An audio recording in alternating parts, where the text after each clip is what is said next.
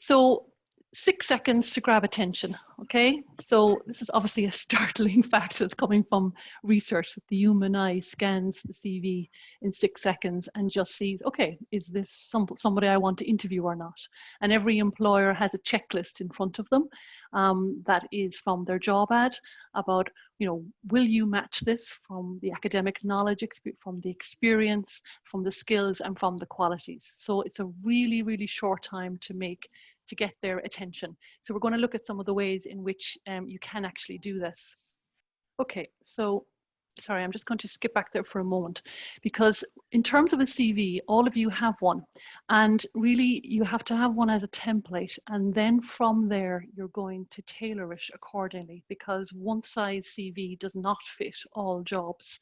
So you really are being very careful with looking at the job ad to see what the employer actually wants. And then you're looking to see, okay, how can I really showcase that in my CV? So it has to be tailored for each one. So we're going to look at the ways in which you can actually do that tailoring. Okay, so first of all, looking quickly at the personal details with your name and your address, your mobile number, and please have a professional voicemail set up here so that the employer actually knows that it's you that he or she is leaving the message for. Your email address can be your DCU one, so again, it's proof that you're a student. And then LinkedIn, hopefully you're all on LinkedIn.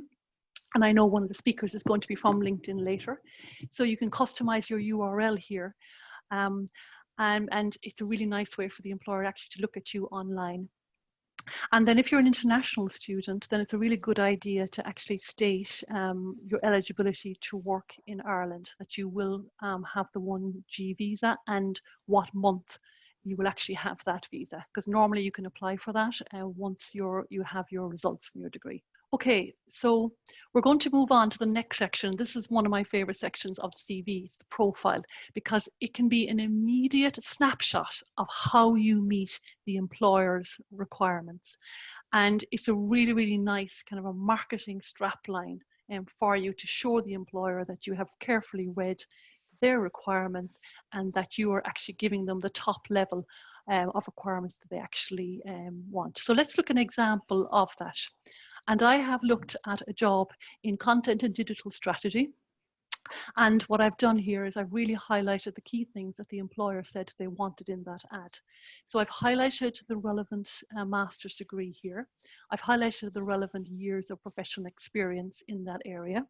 And I've highlighted the technical knowledge that that employer said they wanted with Photoshop, Illustrator, and Premiere. And I've also put in here some extra experience that the person may have got from a family business or for a friend. So you can see here, just in 3 really short, snappy sentences, that we have given the employer a really nice picture of how we actually have the top line of what they actually require, okay? So moving on to the education. Now I have provided a slide for you with where you can find more detailed information on Loop of how to do the different sections of the CV. So I'm just highlighting some key ways to get attention at the moment, okay? So for education here with your degree, you really should include the relevant modules that you're doing. If you're doing a master's degree, then it's a really good idea to have all of the modules in. Please put in as well any relevant projects and think about what skills and knowledge that they are actually demonstrating, because you never know, they can be useful to the employer. And of course, a dissertation or practicum that you're doing, you should put that in as well, just in 1 sentence or so what you're actually doing. So even if you haven't got it completed yet, it should still be in there anyway, okay? And then underneath that education section, you should have any relevant training, okay, that you're actually doing. So it can be a separate heading of its own, training, and I've just put in Python here as one example, but anything relevant here, because you must always think, is this relevant to this employer for this job? Okay, relevancy is absolutely vital. Okay, so after the education then, you can have a skills section. And here I'm giving a little bit more detail of maybe the kind of technical knowledge that I may have of those particular areas that the employer wanted for this particular ad. And then I've just given extra skills that I also have here in Excel and Python. So of course you can also put in your language fluency here. This is a really good idea, even if it's not required in that particular job. it can be really, really useful to show where you can add extra value to that particular employer. So again, where you have grades for any language, you should put that in. Okay, and if you don't have grades, then you could say things like fluent in, conversational level, basic level, and so on. Now, for those of you who are obviously in other technical areas, you may have computer languages, you may have database languages, you might have lab skills. You should again put them into this section here. And then finally, you can add the driving license into this section, or you can have an additional information at the very end of the CV and put that in there. Okay, so moving on then to the next section, the work history. And again, there's more detail on the CVs that we have on Loop to go into this. So just here, I want to focus on these two things, that the first thing you should really consider doing is separating out the work that you have into a relevant category and an other category, so that the employer can very, very quickly see, what is particularly relevant to their area.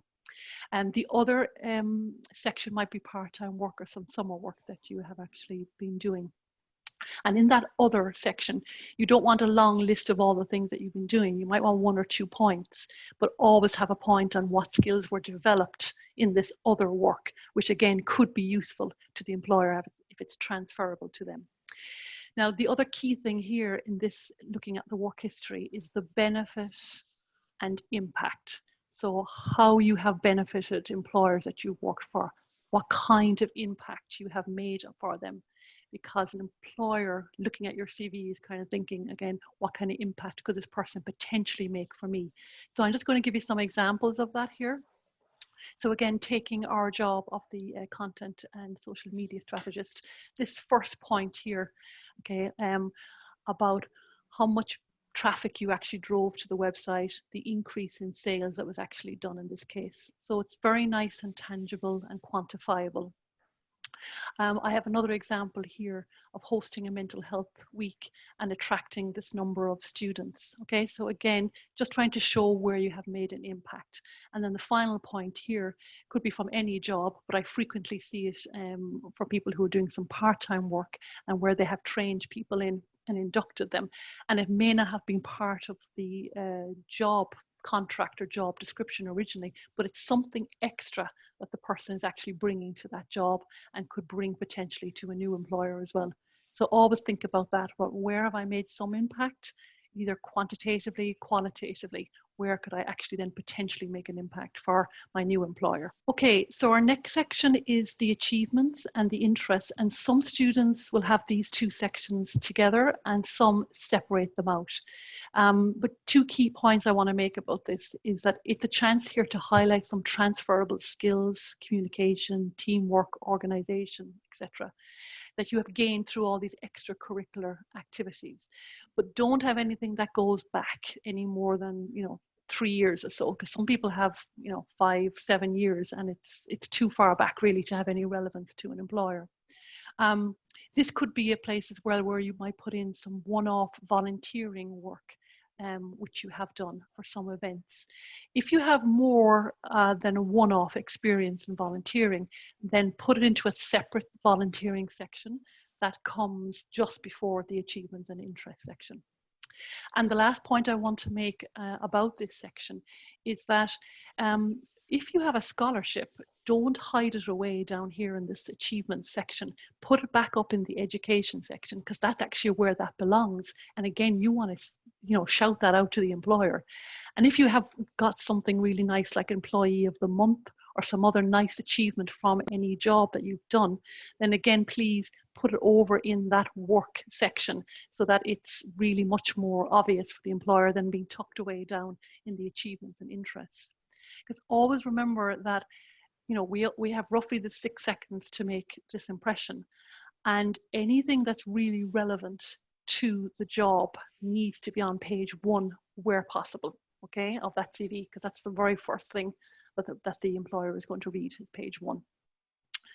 Okay, so the final thing on the CV is references, and there is no need really to have to name and put contact details here. Okay, you can just say referees available on request, and they'll ask you if they want them. Okay, so That's my kind of whistle-stop tour through CVs, and I just want you to take just a few seconds, okay, and just to type or write just privately what one action that you would take today to improve your CV. So if you just take a few seconds just to do that, please. So I'm going to move on to our cover letter, with the cover letter, we, as you know, an employer will sometimes ask for that with your CV. But I also think it's a good idea to write one anyway, even if the employer hasn't asked for it, because it's a very nice, first of all, softer, informal way of communicating with the employer. But also it's a chance to tell them why you really are interested in working for them, why their company and why that job really appeals. So that's where making that effort can actually help to make a difference, okay? So I'm also going to speak here about doing a speculative cover letter, because I'm a firm believer that part of any job search should be looking at companies that you have an interest in working for, and even if they're not advertising, still sending in your CV with a speculative cover letter to them. And it can be a particularly good method during a recession as well. So I'm just telling you that for any future reference, because all of us live through at least one recession in our lifetime.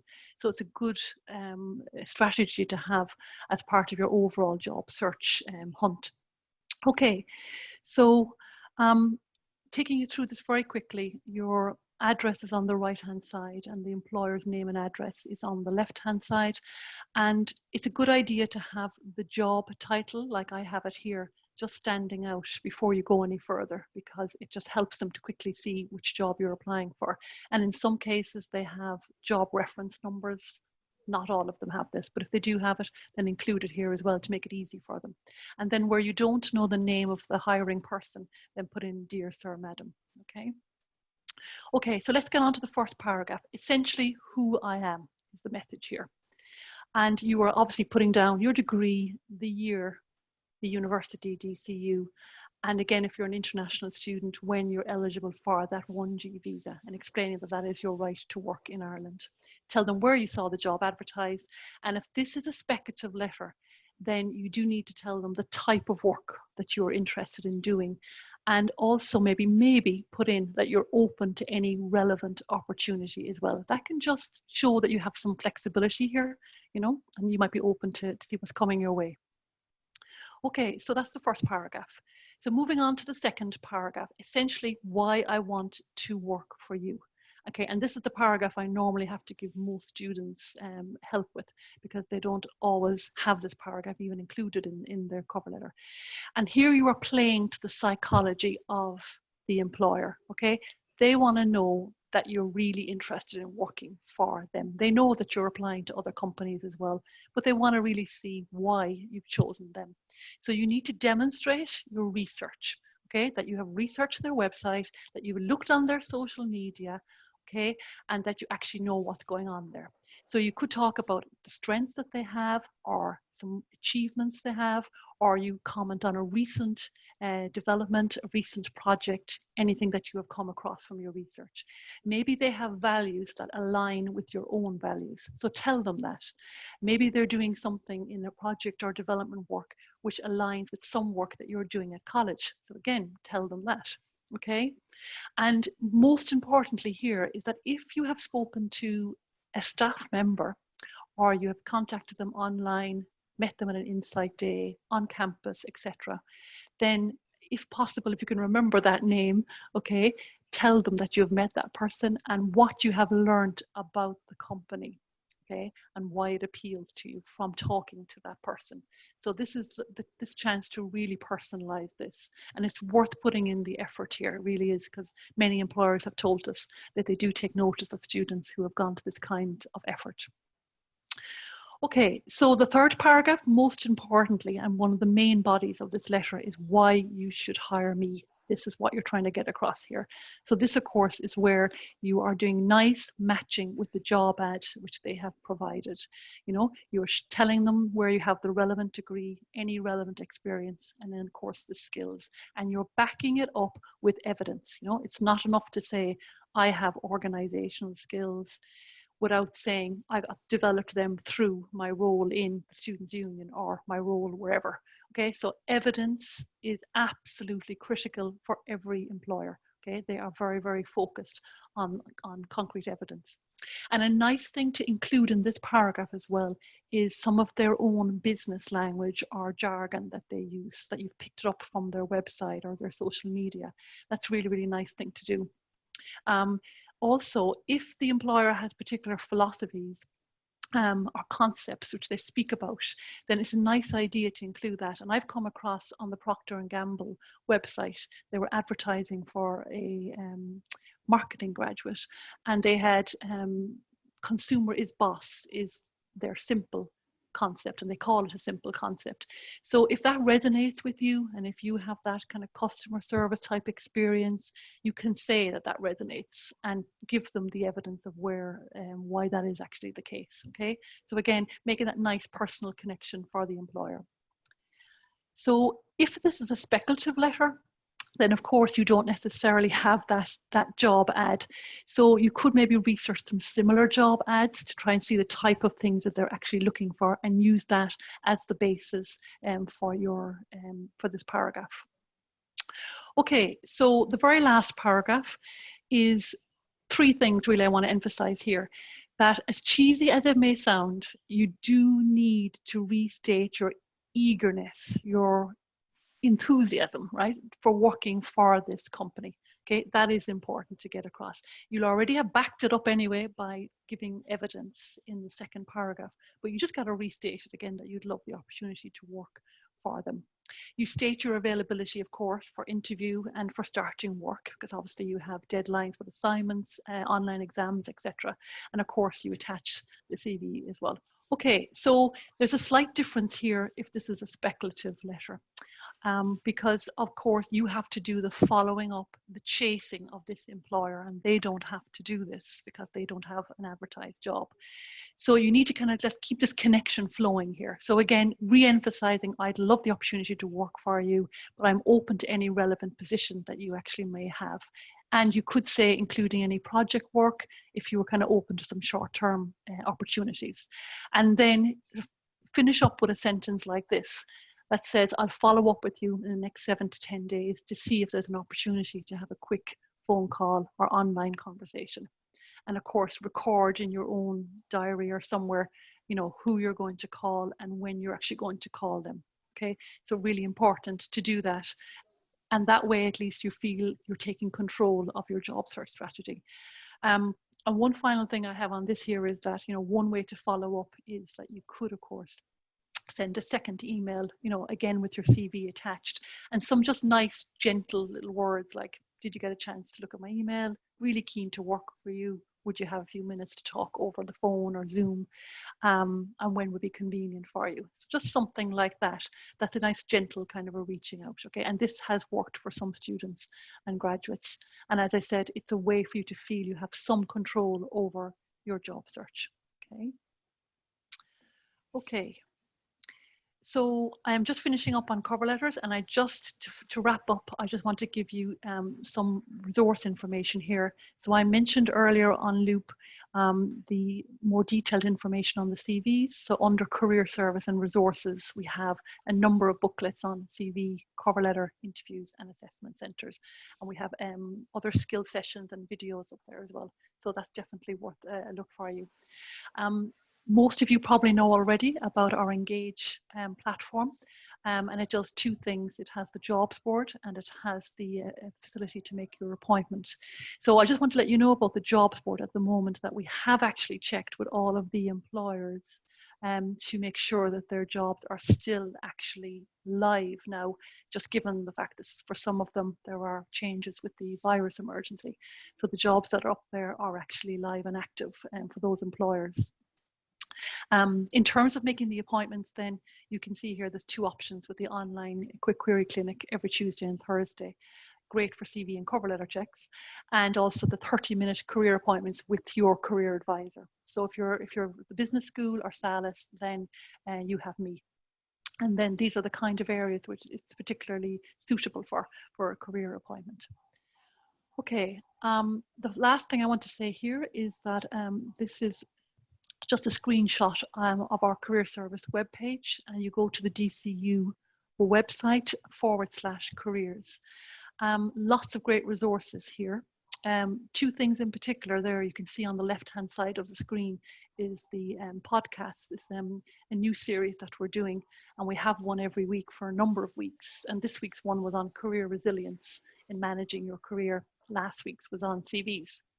And the last thing that I want to point out about this, the resources we have here, is that there's a very good resource called Going Global, which we have a license to.